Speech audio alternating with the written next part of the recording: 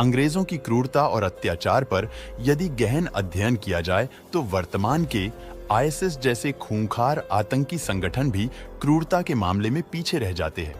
कम ही लोग जानते होंगे, फतेहपुर में इमली के पेड़ पर अंग्रेजों ने एक साथ 52 क्रांतिकारियों को फांसी पर लटका दिया गया था।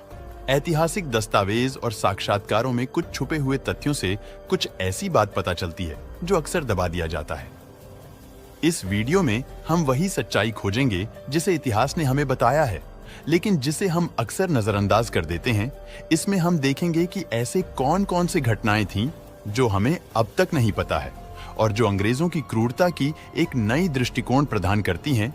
तो चलिए शुरुआत करते हैं और इस रहस्यमय दौरे में सच की खोज में निकलें। उस वक्त अंग्रेजों के सैन्य अधिकारियों को मुकदमा करने और फांसी देने का पूर्ण अधिकार प्राप्त था, जिसका वह मनमाना उपयोग करते थे। इसीलिए उनका प्रत्येक सैनिक बादशाह की तरह जीवन जीता था। वो सैनिक मासूम गरीब लोग जो आवाज नहीं उठा सकते थे, उनका शोषण करते थे।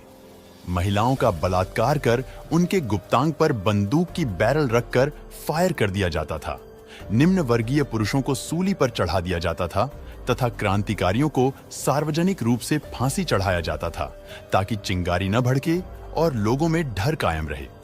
कर्नल नील, जो बहुत ही क्रूर अधिकारी हुआ करता था, उसकी पर्सनल डायरी में लिखा था कि ऐसा कोई दिन नहीं गया जब उसने भारतीय महिला को सेक्स के लिए मजबूर न किया हो।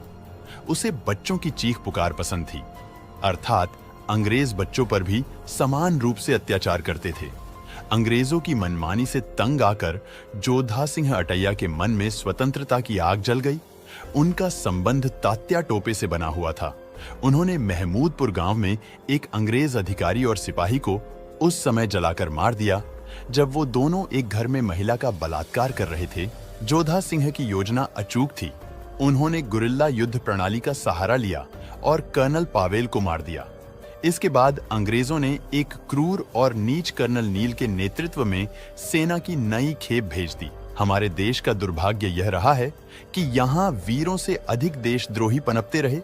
28 अप्रैल 1858 जब जोधा सिंह अटैया खजुहा लौट रहे थे तो किसी मुखबिर की सूचना पर अंग्रेजों की घुड़सवार सेना ने उन्हें बीच राह में बंदी बनाकर उनके 51 साथियों के साथ वहीं इमली के वृक्ष पर उन्हें फांसी पर लटका दिया।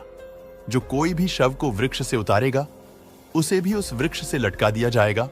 जिसके बाद कितने दिनों तक शव वृक्ष से लटकते रहे और चील गिद्ध खाते रहे। लगभग 2 माह पश्चात महाराजा भवानी सिंह ने अपने साथियों के साथ मिलकर शवों को वृक्ष से नीचे उतारा और अंतिम संस्कार किया। शुरुआती दौर में अंग्रेजों के कृत्य वास्तव में बेहद घिनौने थे।